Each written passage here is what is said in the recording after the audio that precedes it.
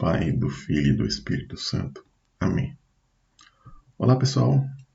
Nós vamos começar aqui um outro curso, diferente dos cursos que eu ministro para vocês. Quem é acostumado com minhas aulas vai ver hoje algo diferente. E a disciplina que eu quero colocar aqui para vocês é essa aqui, olha. Processo didático, planejamento e avaliação, conhecido popularmente como PDPA. E do que se trata tudo isso?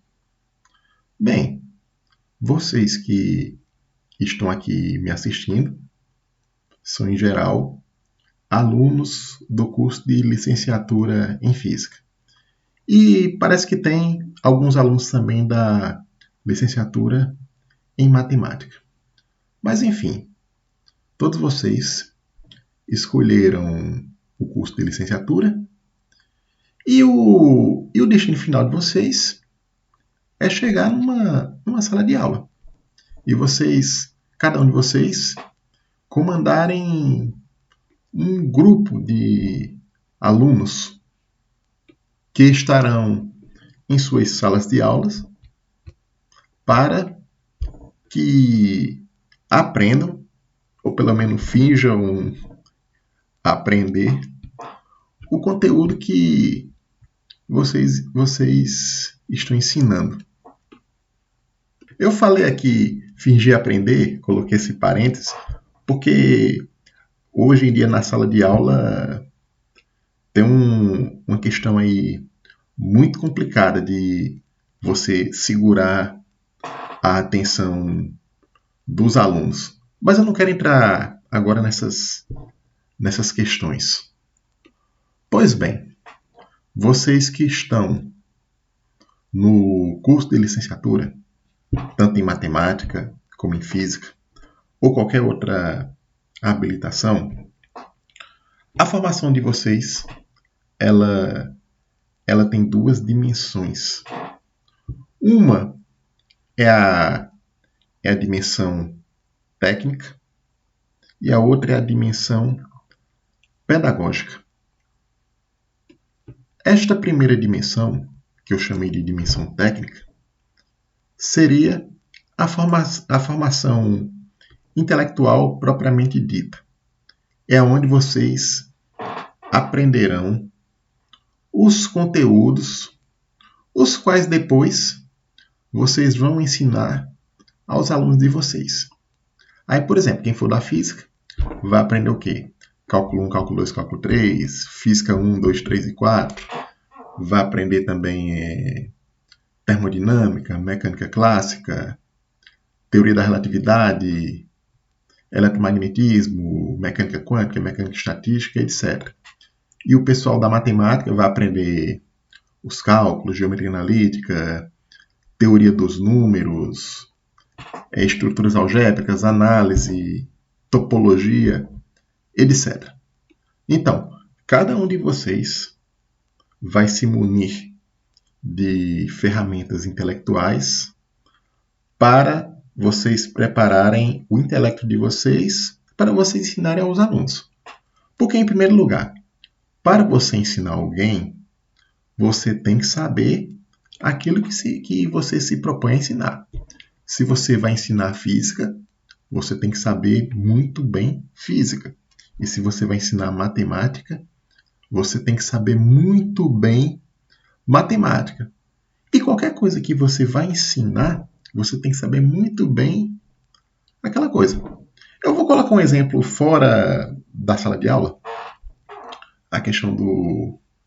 Aqui na cidade da gente tem a arte marcial jiu-jitsu. Para o professor de jiu-jitsu poder ensinar esta arte, ele tem que ser um grande conhecedor da arte. Ele tem que saber muitas técnicas, ele tem que ter toda a experiência de muitos anos. Então, ele tem que ser um exímio conhecedor do jiu-jitsu para poder ensinar o jiu-jitsu. A mesma coisa as disciplinas dos colégios.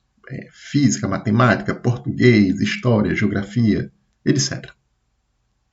Mas, por outro lado, você tem a outra dimensão da sua formação, que é a formação pedagógica.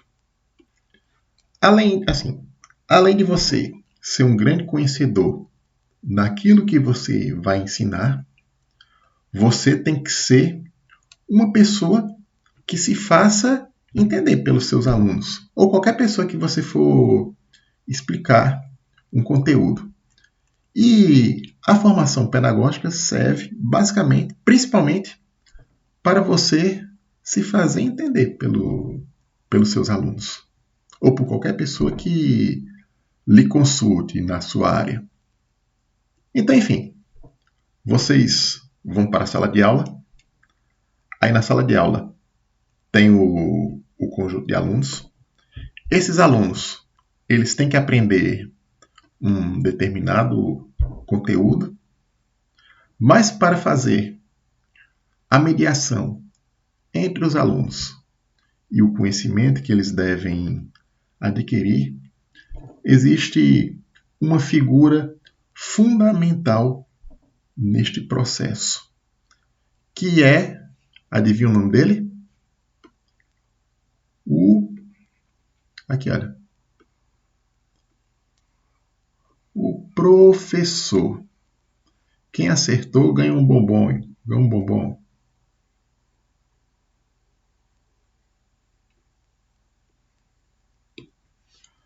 Sem o professor, nada acontece.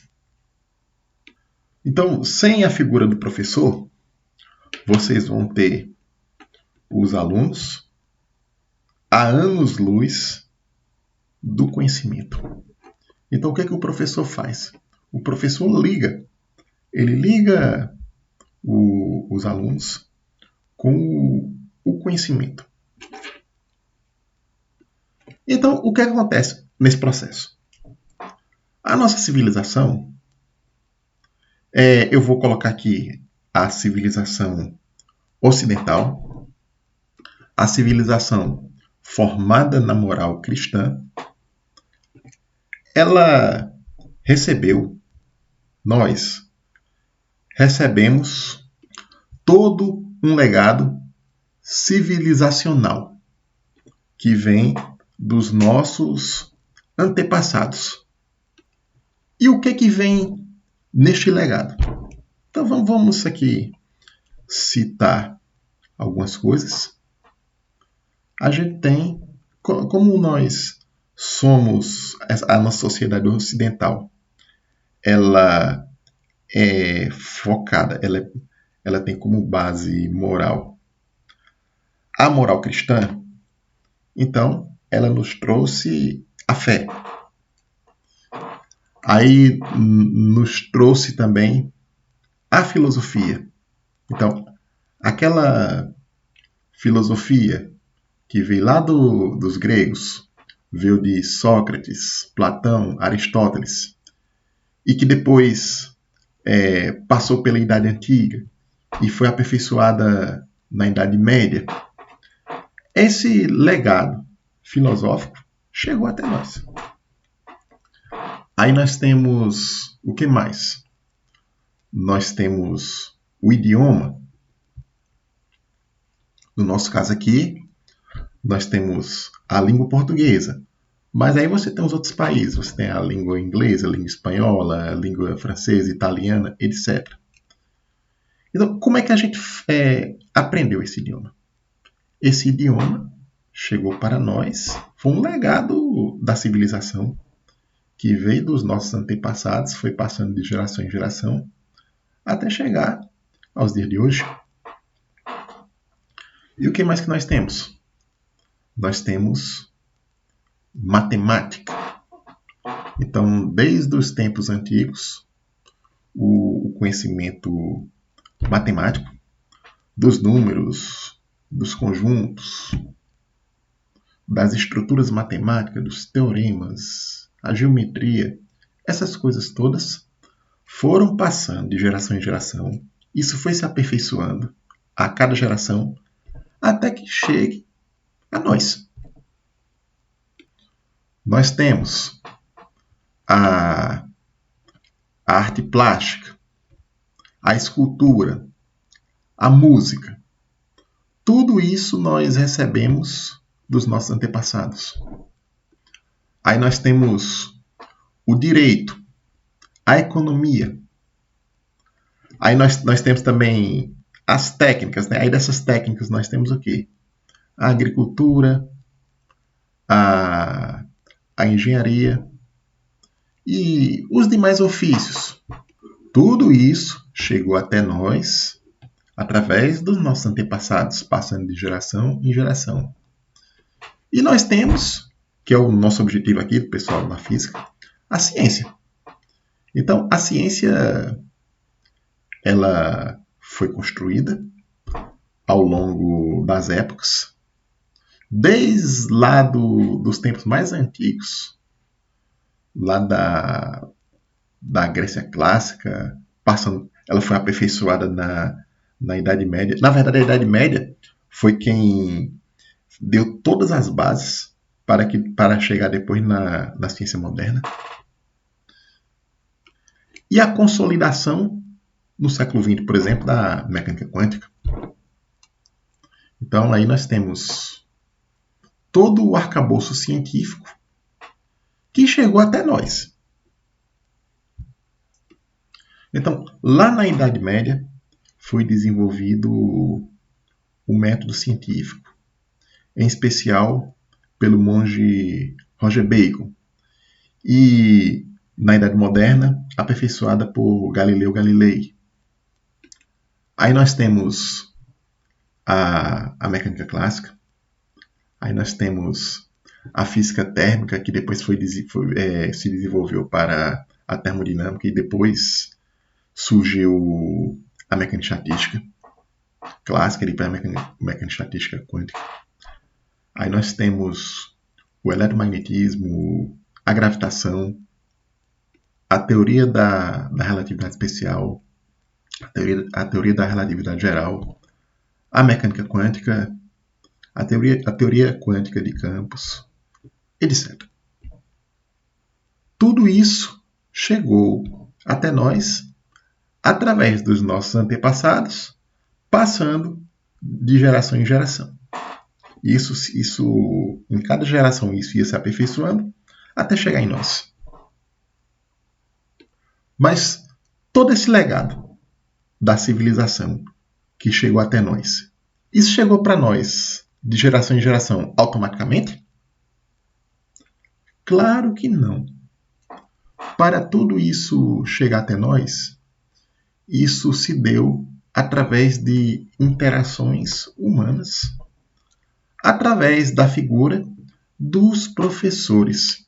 Então, qual é o principal papel do professor? Então, eu vou dar um conceito para o papel do professor.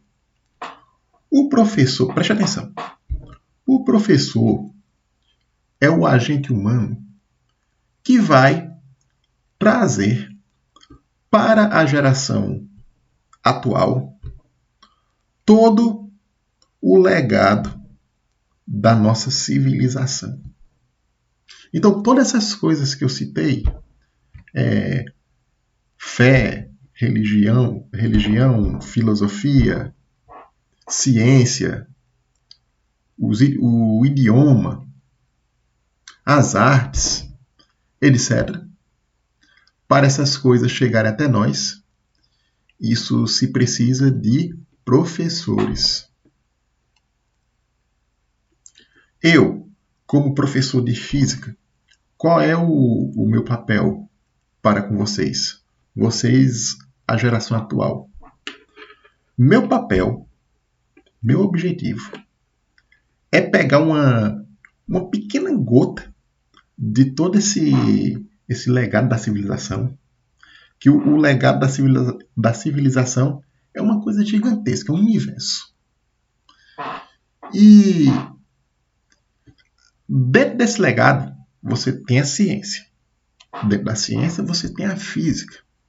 E dentro da física ainda você tem um universo de coisas.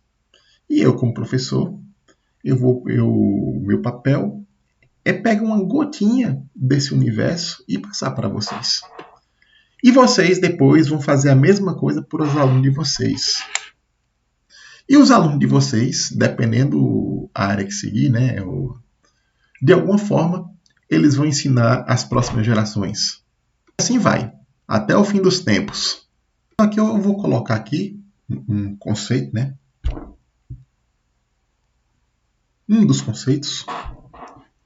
Aqui, olha. Professor é o agente humano cujo papel é transmitir às gerações mais jovens o legado civilizacional.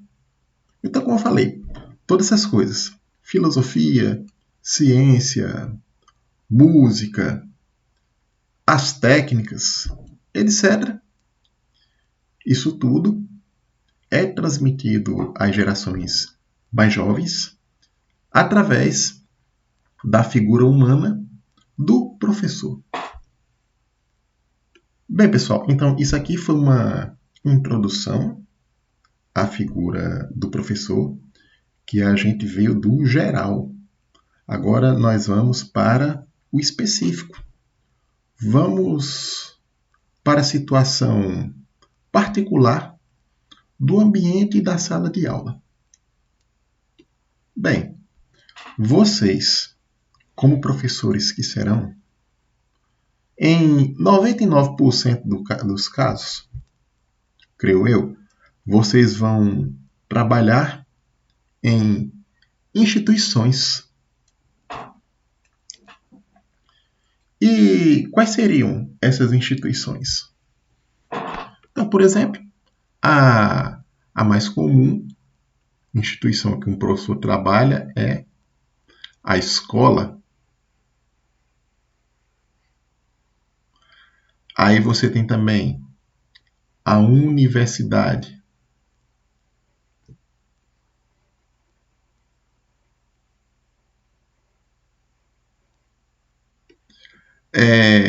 Você tem também os centros de formação.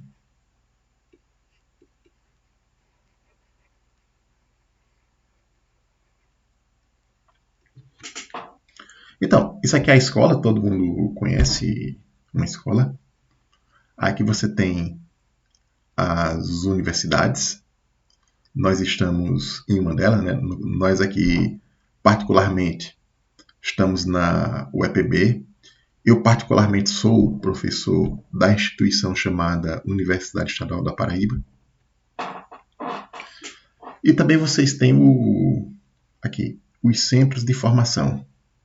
Um exemplo, você tem o centro de formação, por exemplo, onde os policiais estudam.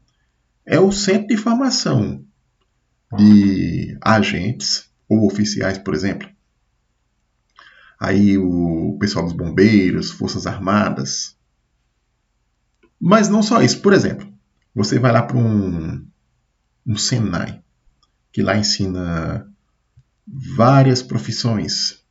Lá no Senai, por exemplo, se ensina mecânica, eletrônica, desenho industrial, etc. O Senai é um centro de formação. Em todos esses centros de formação, vocês têm professores. Mas vamos voltar aqui ao nome da nossa disciplina.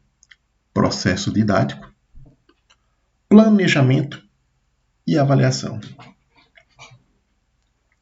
Veja aqui o título da disciplina. E o que é que tem aqui? Vamos ver as palavras, as principais palavras. Basicamente, essas palavras que tem aqui são resumindo, o que um professor tem que fazer em sala de aula. Vamos analisar aqui particularmente essas palavras. Aqui, olha, processo didático. Didático vem de didática. O professor, ele tem que ser didático. O que significa o professor ser didático?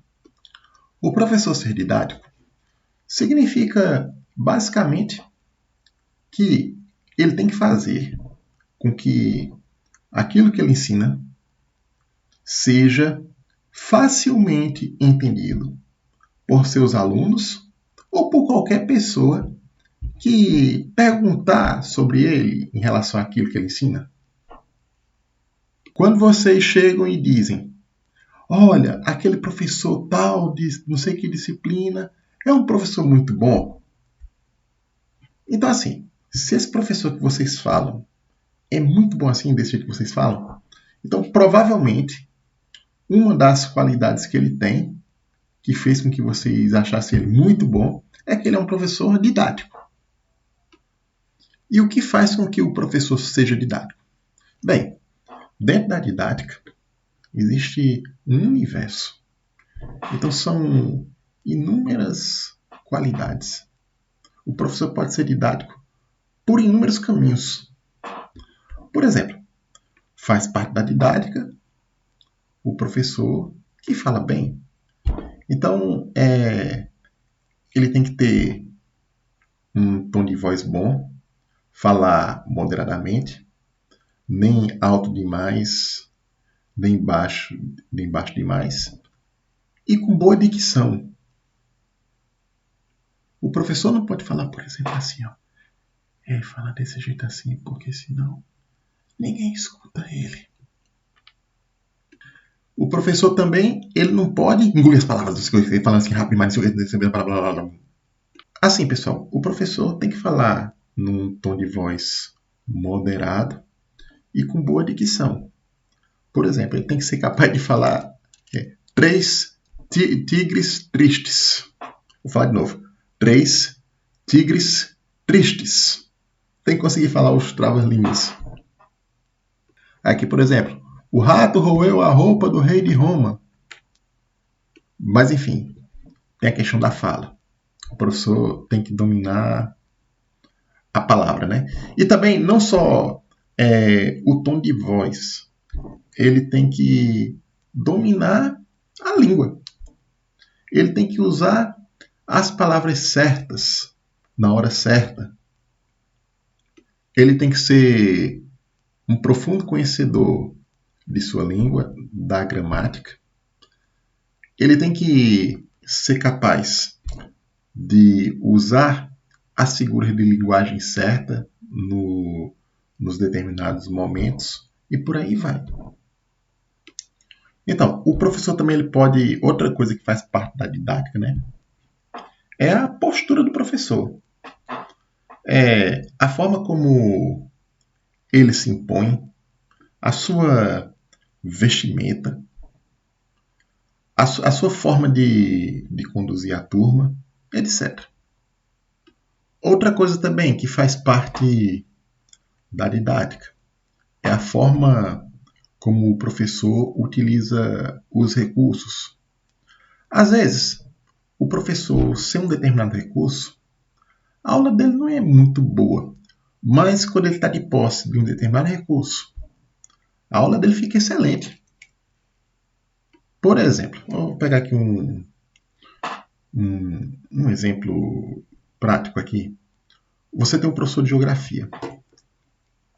O professor de geografia, ele necessariamente, para ele ser entendido, ele precisa levar nas suas aulas um mapa. Se ele não tiver esse mapa, se ele for só falar sem mostrar nenhum mapa, a aula dele vai ser horrível. No entanto, se levar o mapa e souber utilizar aquele recurso que ele tem em mãos, a aula dele vai ser excelente. Mas enfim, isso foi só alguns exemplos de como o professor pode ser didático.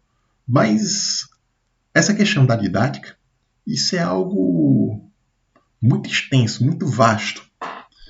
E assim, podemos dizer que A didática, ela é uma arte que o professor adquire. Ninguém, assim, ensina um professor a ser didático. No máximo, ele recebe alguns toques, algumas dicas, mas no final, o professor vai fazer sua didática. Eu posso, por exemplo, ser um professor, vamos falar aqui, um professor feijão com arroz. Mas aquele feijão com arroz bem temperado. Você faz o simples legal. Ou seja, tem aquele professor que chega na sala só com a caneta e o apagador e dá uma aula excelente. No entanto, existem professores que chegam com todos os recursos, chegam com tecnologia, não sei de quê, daquelas coisas todas, e a aula fica ruim. Mas tem também o contrário. Tem professor que chega só com o giz e o apagador e dá uma aula ruim. E o professor que traz outros recursos mais sofisticados dá uma aula legal. Aí vai depender de cada um dos professores. Aí nós, como professores de física, eu posso, por exemplo, também levar um experimento para a sala de aula.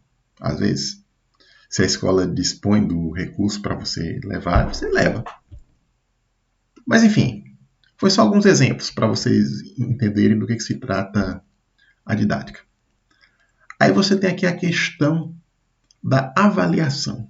O que é a avaliação? Então, todo professor ele tem que fazer a avaliação com seus alunos. E o que é a avaliação? Vamos entender. A avaliação ela tem dois fins. Um para o professor e o outro para o aluno. Para o professor, o que o professor intenciona com a avaliação? Ele quer ali, naquele momento, verificar com o instrumento avaliativo o quanto o aluno aprendeu daquilo que foi ensinado em sala de aula. E também a avaliação tem um outro objetivo para o aluno, mas também serve para o professor. O outro objetivo da avaliação é reforçar o estudo do aluno. Aí, por exemplo, eu chego para uma turma minha. Aí eu digo, pessoal, vai ter prova aí de termodinâmica, por exemplo. Aí eu estou fazendo isso porque eu sou carrasco, porque eu sou mau, porque eu quero ver o aluno sofrer, ou porque eu quero que, por causa dessa prova que eu marquei, que meu aluno estude mais do que ele estudaria se não tivesse a prova? Bem, quem marcou a última opção acertou. Nós colocamos as avaliações para que os alunos estudem ainda mais do que eles estudariam se não tivessem a avaliação. Aí como é que pode ser as avaliações? Bem, a avaliação também é uma coisa muito vasta. É um universo. Aí você tem a mais clássica, né, forma de avaliação, que é a velha e boa prova. Eu, particularmente, eu gosto muito desse instrumento de avaliação. Aí a prova, né, a prova clássica, né, ela tem esse objetivo que eu falei. Ao mesmo tempo, eu vejo o que o aluno aprendeu, eu sou capaz de ter uma ideia do que ele aprendeu. E também o próprio fato de eu chegar para os alunos e marcar uma prova, isso vai reforçar a quantidade de estudos do aluno. O aluno vai estudar mais do que ele estudaria se não tivesse a prova. Mas não só a prova, existem muitos outros instrumentos de avaliação. Dentro da física, né, eu posso fazer as listas de exercício. Eu posso mandar o aluno fazer experimentos. Eu posso chegar, por exemplo, vamos supor que eu esteja dando uma aula de ótica. Eu chego, fulano, ou chego para um grupo. Olha, eu quero que o grupo 1 construa um espelho esférico, convergente. um espelho esférico convexo. E eu posso chegar para outro aluno, olha, eu quero que vocês construam uma lente divergente com distância focal tal. Aí o que vai acontecer? Eu com essa tarefa, quando eu recebo o resultado do trabalho dos alunos, né, os espelhos e as lentes, com isso eu vou ser capaz de saber o quanto o aluno aprendeu daquele conteúdo ali. E ao mesmo tempo, o aluno que recebeu a avaliação, ele trabalhou mais, ele estudou mais do que faria se eu não tivesse colocado essa atividade. Posso usar como instrumento de avaliação também, por exemplo, um seminário. Eu posso colocar um assunto, vamos pegar aqui um assunto da matemática. Grupos abelianos, por exemplo. Aí o aluno, o que é que ele vai fazer? Ele vai estudar o grupo abeliano. Eu, como professor, eu vou avaliar o aluno, vou saber o quanto ele aprendeu daquilo, né? E o aluno, ele vai reforçar os estudos. Por eu passar aquela atividade para ele, ele vai estudar muito mais aquele assunto, do que ele estudaria se eu não tivesse passado para ele a atividade. E assim vai. E todos os instrumentos de avaliação que você inventar, que você propor, tem essas duas finalidades. Uma, do professor diagnosticar o que o aluno aprendeu, e a outra, reforçar o estudo e o trabalho do aluno naquela área ali, naquele assunto. E aqui vem a questão do planejamento. Todo professor, quando vai para a sala de aula, ele não vai chegar assim na sala de aula de cara limpa. Não. Tem que ter um planejamento. No mínimo, o professor prepara uma aula, ele pensa alguma coisa do que ele vai falar, como ele vai falar, a sequência lógica. Enfim, o professor, pelo menos assim, o bom professor, ele não chega na sala de aula sem um planejamento.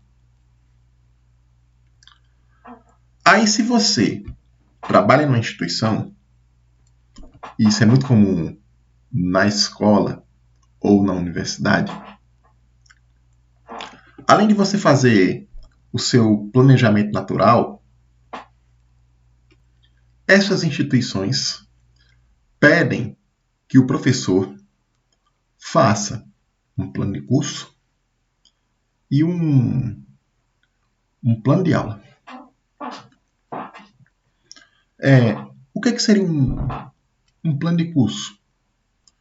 Resumindo, é um documento que o professor prepara,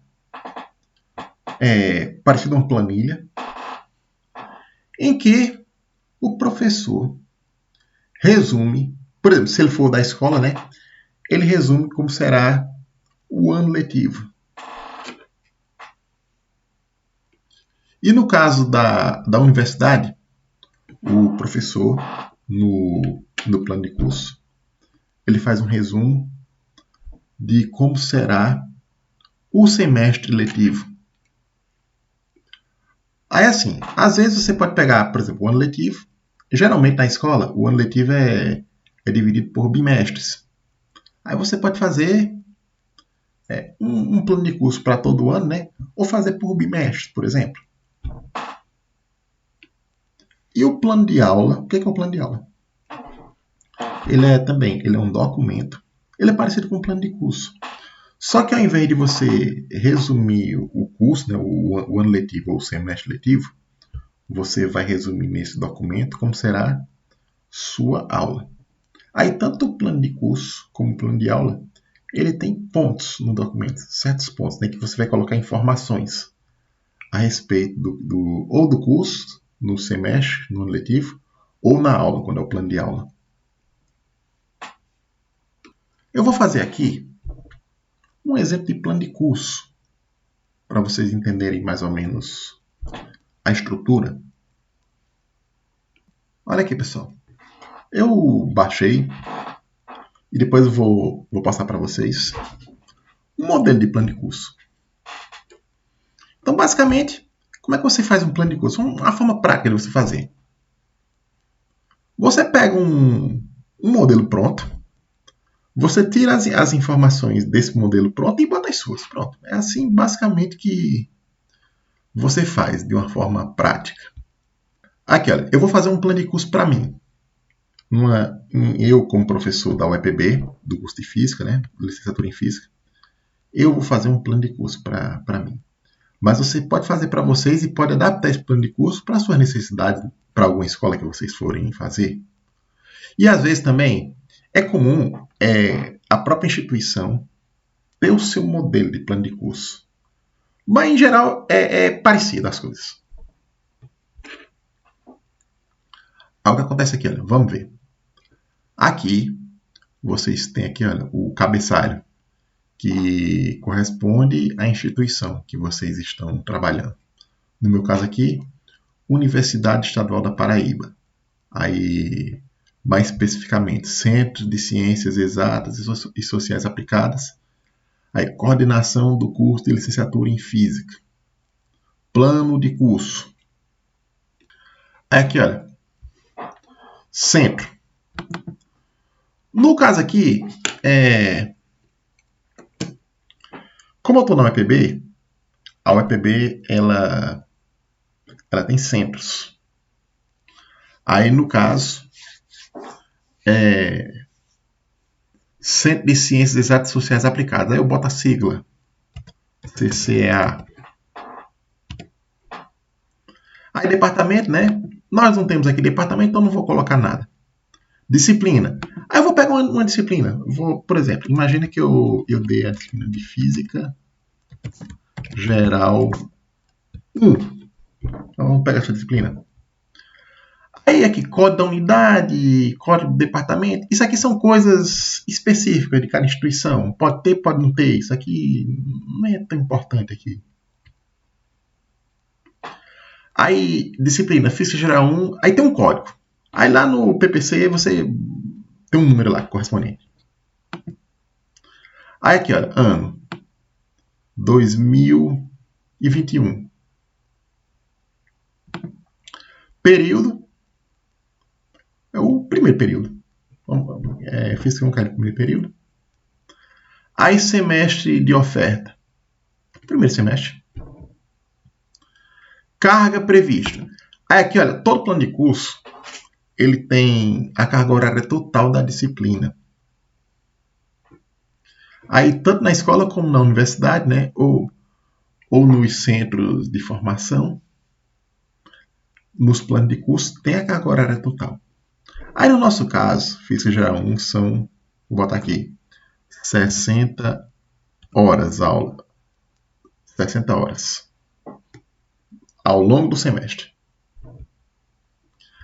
Créditos. Aí, no caso, como é um curso de graduação, né? Aí a gente trabalha com créditos. Os créditos seriam a quantidade de horas-aula semanais. Aí, no caso do curso de Física 1, Física Geral 1, são 4. São 4 créditos. Vou botar aqui 0,4. Natureza. Essa questão aqui da natureza é para saber, por exemplo, se a disciplina é presencial, teórica, experimental, se é EAD, se ela é orientada, etc. Eu vou colocar aqui, por exemplo,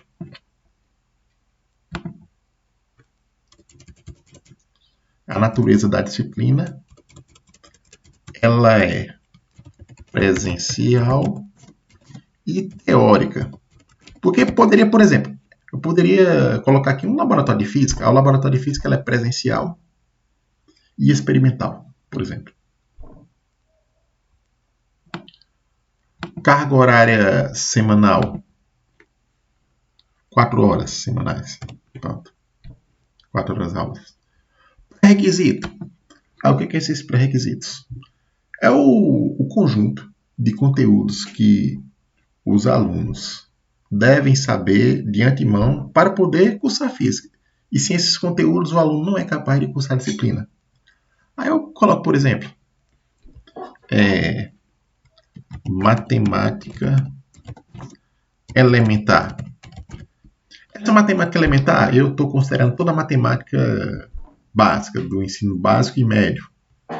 Aí entra lá, por exemplo, conjuntos numéricos, números reais, funções, trigonometria, logaritmo, exponencial, etc.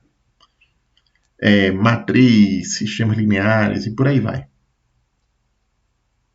Aí matemática elementar e vetores, por exemplo. Para a gente fazer física 1, tem que saber vetor. É importante.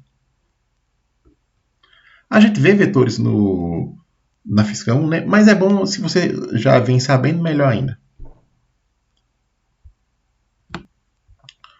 O curso é o curso onde eu trabalho. Aqui é licenciatura em física. Aí lá na escola, no lugar do curso, ele pode botar a série. Por exemplo, série segundo ano, terceiro ano, por aí vai. Professor. Professor sou eu. Vou botar eu aqui, né? Marcelo da Silva Vieira. Aí o CIAP. Aí o CIAP é o seguinte, pessoal. Se vocês trabalham em alguma instituição pública, no estado, município, ou então numa universidade pública, você, como funcionário público, você tem um CIAP, que é um número de matrícula. Assim como vocês têm um número de matrícula aí, como estudantes. Como funcionários, vocês terão um certo número de matrícula, aí vocês colocam. Horário. Aí eu coloquei aqui um horário arbitrário aqui. Por exemplo, são 4 horas semanais, né? Aí eu coloquei aqui, ó, segunda de 8 às 10 da manhã e quarta 8 às 10. Aí aqui, vamos para os objetivos.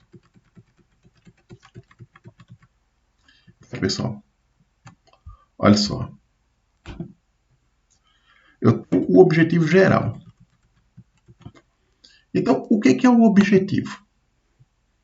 É a grande meta que eu quero que meus alunos atinjam ao fim do curso de Física Geral 1.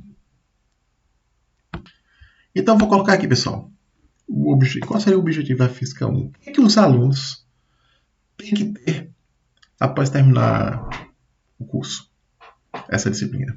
Aí eu vou colocar aqui. Pronto, eu estou colocando aqui, olha, objetivo. Ter o entendimento das leis básicas da mecânica clássica a nível elementar. Pronto, isso é o... Aí tem as outras disciplinas que você estuda mecânica clássica a nível mais avançado. Mas a Física 1 é aqui.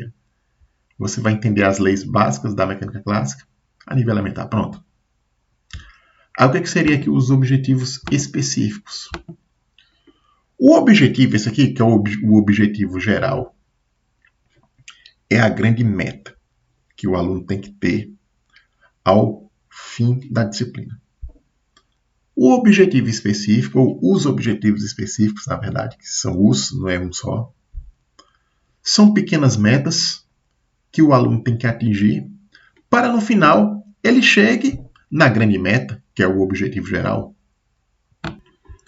Aí o objetivo específico eu posso colocar assim, olha, entender os conceitos de espaço e tempo. Aí eu posso botar aqui, olha, entender os conceitos de espaço e tempo e como a partícula se move no espaço.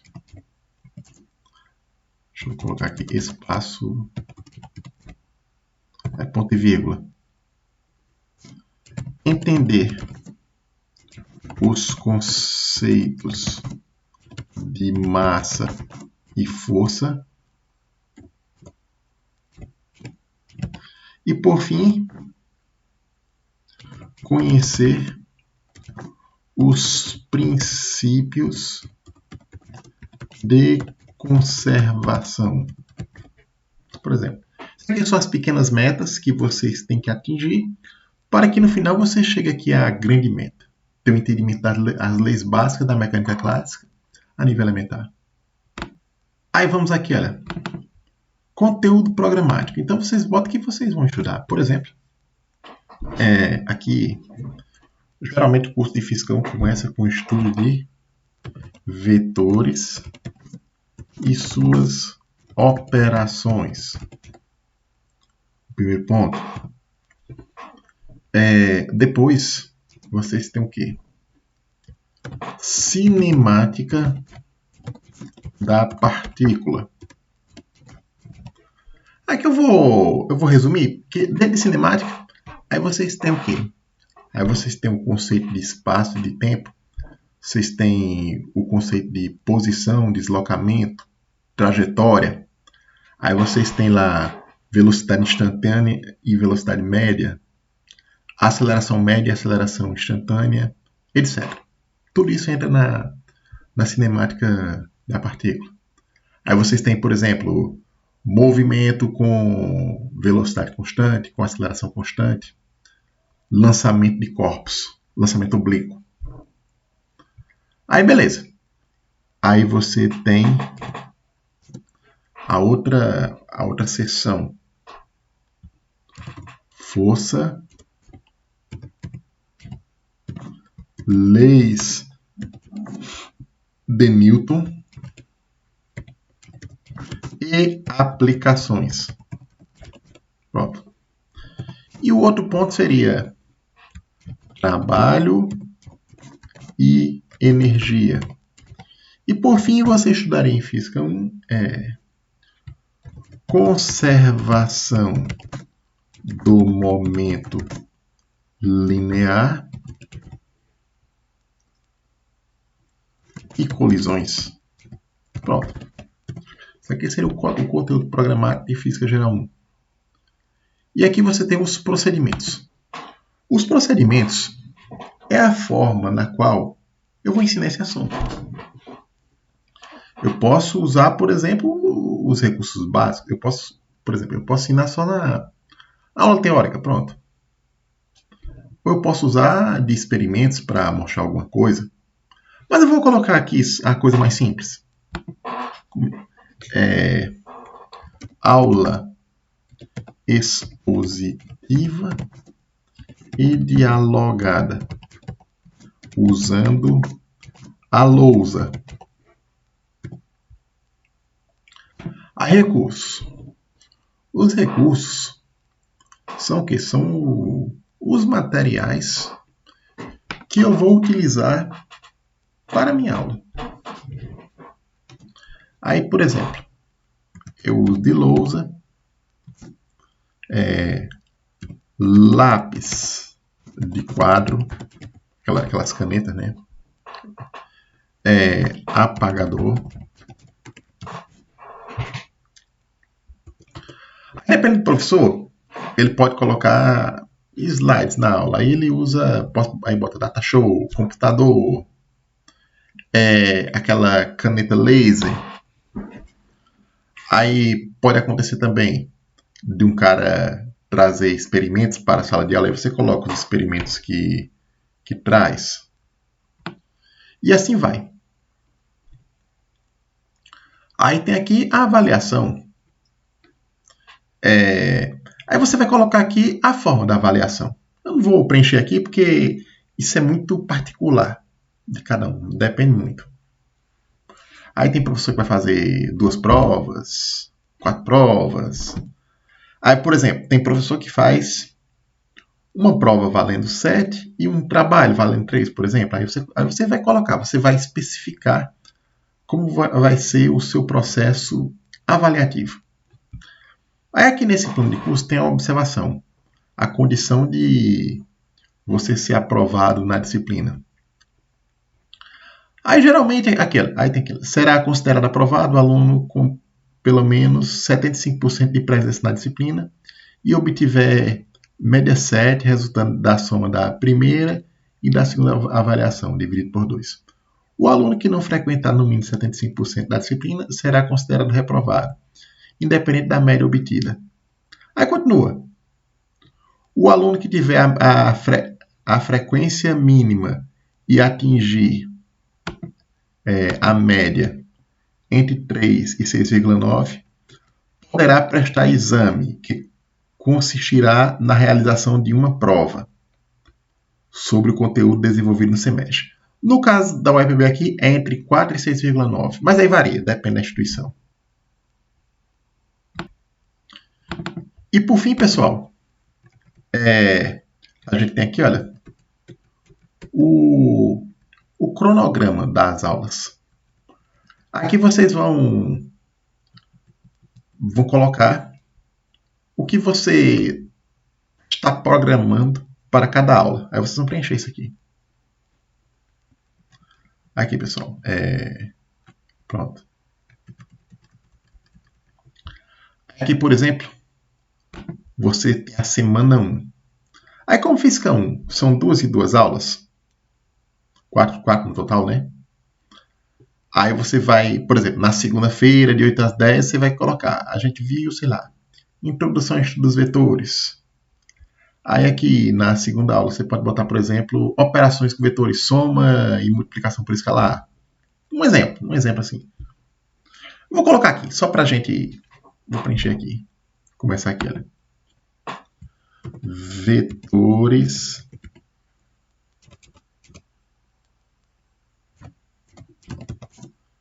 e soma vetorial. Por exemplo. Aí você pode colocar aqui a hora da aula, né? Mas você já tem lá registrado.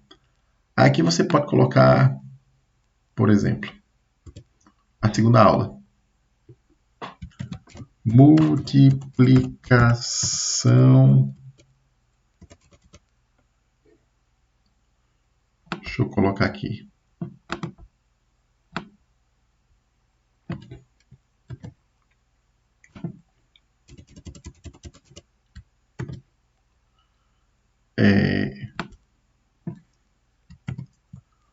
Multiplicação por escalar. Pronto.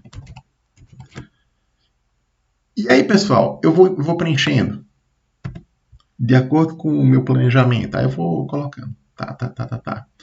Lembrando, isso aqui você planeja desse jeito, né? Mas não significa que lá na hora vai ser exatamente assim. Pode ser que aconteça algum imprevisto, alguma coisa.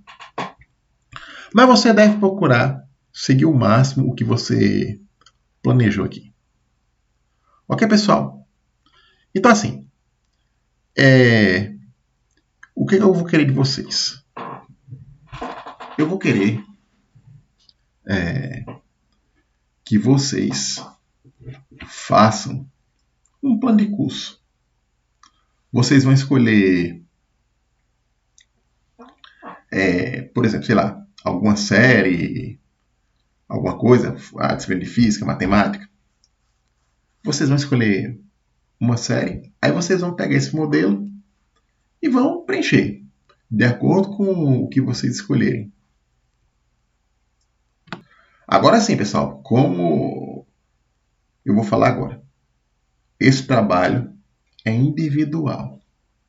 Individual significa uma única pessoa. Então, cada um vai ter seu trabalho. Então, isso significa que eu não quero ver cópias, trabalhos copiados. Porque senão, se eu ver trabalhos copiados, aí eu vou ter que cortar. Não vai valer nada. Ok, pessoal? Então, tem essa consciência de cada um fazer o seu, sem copiar do colega. Porque, como dizia minha mãe, isso é muito feio.